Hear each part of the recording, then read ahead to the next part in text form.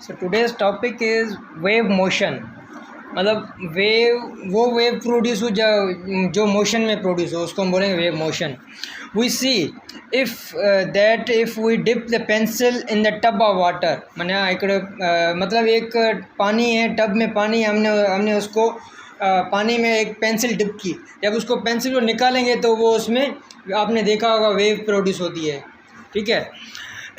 Water and it take out and pronounce circular ripples and is set up on the water surface and travel toward the edges of the tub। मतलब वो जो उसकी जो wave है ना वो किस तरफ मूव करेगी, सेंटर से लेके उसके जो टब का जो एजेस होंगे ना, किनारा होगा, उस तरफ जाके एंड करेगी। However if we dip the pencil and take it out many times, जब हम उसको डिप करेंगे फिर निकालेंगे, फिर डिप करेंगे फिर निकालेंगे, मैनी टाइम ऐसे करेंगे ना, number of ripples will be formed. मतलब बहुत सारी वेव्स प्रोड्यूस होंगी। डिप किया फिर निकला, फिर डिप किया फिर निकला, फिर डिप किया फिर निकला, तो उसमें क्या होगा, वो नंबर ऑफ वेव्स प्रोड्यूस होंगी वन आफ्टर अनदर। जैसे हमने डिप किया निकाला एक वेव प्रोड्यूस, जैसे हम डिप किया निकाला तो दूसरी वेव प्रोड्यूस होगी। One after another multiple waves are produce in the tub. Number second क्या है, if you place a small object a piece of wood paper ETC on the water surface it moves up and down. मिसाल के तौर पे आप कोई ऐसी चीज़ में लकड़ी या कोई ऐसी चीज़ लकड़ी का क्यूब रखेंगे ना पानी में, तो वो ऐसे मूव करेगा, ठीक है। जैसे वो मूव करेगा पानी में, वो उसमें पानी में क्या होगा, प्रोड्यूस होगा, वेव प्रोड्यूस होगी। When a wave passes across its position, it does not move outward as a wave do। मतलब जब वो हमने this show that the disturbance proceed in water travel outward from the center of disturbance। ये हमें क्या show करता है कि उसमें से जब कोई भी क्यूब, वुड का क्यूब पानी में है और उसमें वेव प्रोड्यूस होती है, तो उसमें क्या होगी, डिस्टर्बेंस प्रोड्यूस होती है from the centre of disturbance. The water itself does not move outward. पानी जो है ना वो मूव नहीं होता, बट वो जब वो वुड का क्यूब जो है वो अप डाउन होता है, तब जब जाके पानी में वेव प्रोड्यूस होती है। Such up and down movement of vibration of water, वो उस पानी जो है वेव की शक्ल में मूव हो रहा है, मोशन में है, मूव हो रहा है वाइब्रेशन के, ठीक है। विच कंस्टिट्यूट वेव, जो क्या बना रहा है, वेव बना रहा है, are the example of wave motion. ये जो एग्जाम्पल है वेव मोशन का, ये एग्जाम्पल है। इसको हम बोलते हैं डिस्टर्बेंस। मतलब किसी ऑब्जेक्ट को हमने पानी में रखा और जब वो अपवर्ड डाउनवर्ड मूव करेगा और उसमें वेव प्रोड्यूस होगी, उसको हम बोलेंगे डिस्टर्बेंस, ठीक है। और जो डिस्टर्बेंस प्रोड्यूस हो रही है ना, वो क्या है, किसका एग्जाम्पल है, मोशन ऑफ वेव का एग्जाम्पल है। Wave can also be produce on very long rope और स्ट्रिंग। मिसाल के तौर पे हमने एक स्ट्रिंग या रोप को बांध दिया है किसी भी चीज़ से, ठीक है। फिर हम उसको जैसे ही उसकी एंड से मूव करेंगे ना, तो आपने देखा होगा वहाँ से भी वेव प्रोड्यूस होती है। If one and of the rope is fixed, अगर हमने कहीं पे वन एंड उसकी फिक्स कर दी है, and the other and is given sudden up and down, और दूसरी एंड से हमने उसको अप एंड डाउन कर दिया, मूव कर दिया। A jerk pulse shape wave is formed which travel along a rope C। मतलब जैसे ही हमने एक रोप को या स्ट्रिंग को एक एंड से हमने बांध दिया, दूसरे एंड से हमने अप एंड डाउन उसको मूव करवाया है, तो उसमें भी जो है ना, उसके वन एंड से लेके दूसरे एंड तक वेव प्रोड्यूस होगी, मूव करेगी। ये भी एक एग्जाम्पल है किसका, वेव मोशन का। If however jerking of rope is continue, a number of wave pulses will be produced। जबकि वो जर्किंग ऑफ रोप है ना वो कंटिन्यू हो रही है, तो फिर उसमें मल्टीपल वेव्स प्रोड्यूस होंगे। This is called a wave train and it travel along the rope. इसको हम बोलेंगे वेव ट्रेन। मतलब वेव ट्रेन मीन्स ट्रेन में जो मल्टीपल चीज़ें कनेक्ट होती हैं, बोगीज कनेक्ट होती हैं, इसमें भी मल्टीपल वेव्स कनेक्ट होंगी, उसको हम बोलेंगे वेव ट्रेन। और वो ट्रैवल होगी अलॉन्ग द रोप, रोप के साथ साथ ट्रैवल होगी। एक रोप कंप्लीट हुई, दूसरी रोप कंप्लीट होगी, थर्ड रोप कंप्लीट होगी, तो ऐसे वेव जो होगी मल्टीपल वेव प्रोड्यूस होंगे एक ही रोप में। नंबर नेक्स्ट क्या है, consider a long loosely wound string, ठीक है। fasten one end against a wall and placed on the smooth frictionless and horizontal table। एक लूजली वाउंड स्ट्रिंग हमने रखा है, इसको हमने फास्टिंग किया, मतलब पकड़ा है एक एंड से वॉल की तरफ से और दूसरी एंड से हमने उसको फ्रैक्शनलेस छोड़ दिया। फ्रैक्शनलेस में ना वहाँ पे फ्रैक्शन बिल्कुल भी नहीं है। वो कहाँ पे रखा है? हमने हॉरिजॉन्टल टेबल पे रखा है। The winding of the string are seen to be equally shaped.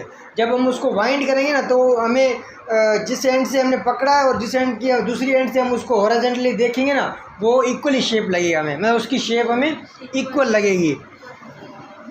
On slightly pulling the free, जब हम एक एंड से उसको हम फ्री छोड़ेंगे, थोड़ा सा स्लाइटली मीन्स थोड़ा सा उसको फ्री छोड़ेंगे, end of the spring and releasing it, we will see the distance between the winding at the free end has increase due to the pull end of that.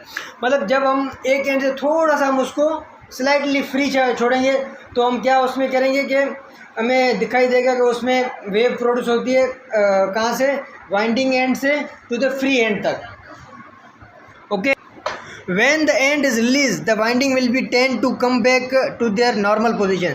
जब उसकी and जो है ना release होगी, मैं ख़त्म होगी, तो वो आहिस्ते नॉर्मल पोजीशन में आता जाएगा। Clear? The winding will be tend to the come back to the normal position due to the elastic restoration force. उसको हम क्या बोलेंगे? Elastic restoration force. पहले हमने उसको इलास्टिक प्रोड्यूस कराई, जब उसकी इलास्टिक ख़त्म हुई तो इलास्टिक रिस्टोर होगी, उसका फोर्स रिस्टोर हो गया, ख़त्म हो गया।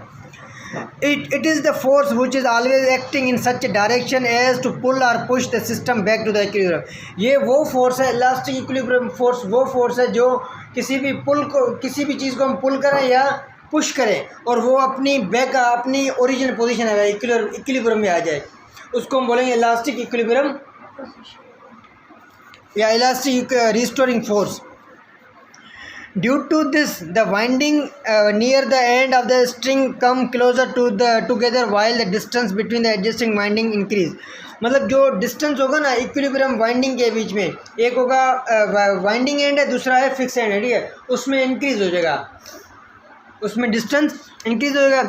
These elongated winding drag the adjacent winding called rarefaction और इलोंगेशन। या ये जो एडजेसेंट वाइंडिंग में जो इंक्रीज आ रही है इसको हम बोलेंगे इलोंगेशन। मतलब लॉन्ग मतलब बड़ा बढ़ गया, उसका डिस्टेंस क्या हो गया? इंक्रीज हो गया या बढ़ गया। The regions where the inner winding distance is less, ये वो रीजन जहाँ पे उसका डिस्टेंस लेस है, मतलब कम हुआ है।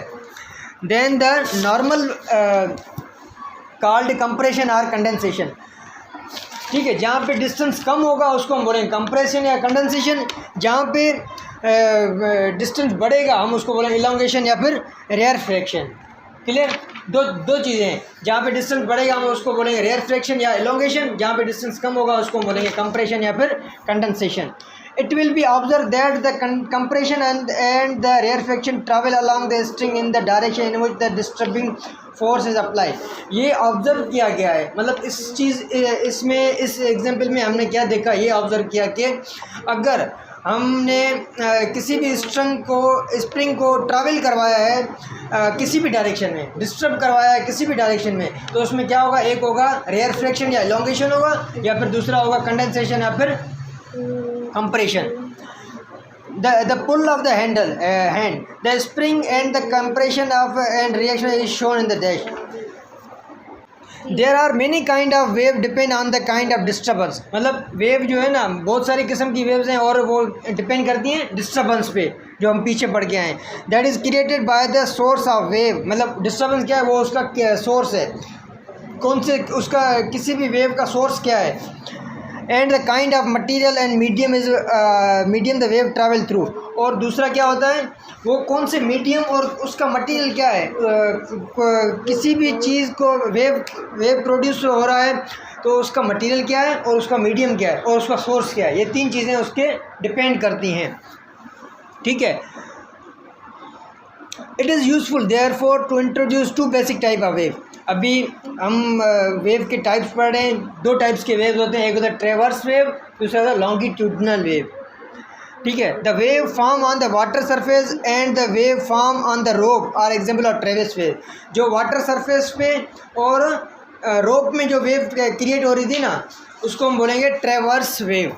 while the wave form when the spring is pulled horizontally, and those demonstrated by engine and bogie are example of longitudinal wave.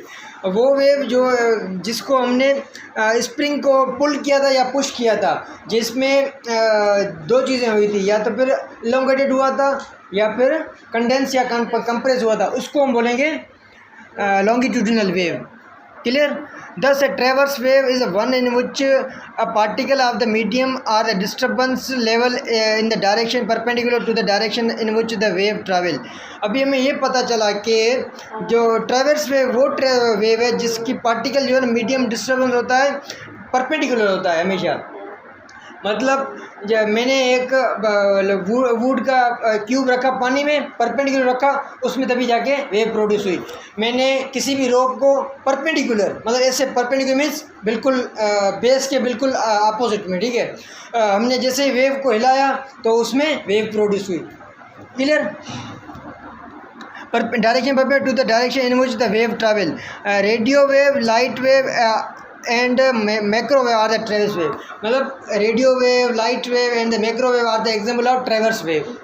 Okay, the second category of the wave is called longitudinal wave, can be seen in the string experiment and the engine and the bogie experiment. In this experiment, the displacement of the particle of the medium parallel is the direction of the wave.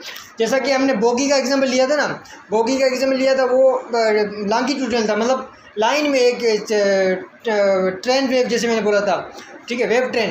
तो उसमें क्या था, एक जो भी चीज़ थी वो line में थी सारे, तो उसको हम बोलेंगे पैरेलल वेव. ठीक है. या फिर हमने दूसरा एग्जांपल लिया था स्प्रिंग वाला.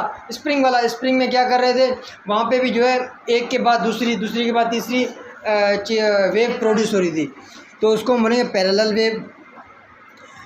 Okay, in this experiment, the displacement of the particle of the medium parallel in the direction of the wave motion. Thus, a longitudinal wave is one in which the disturbance is parallel.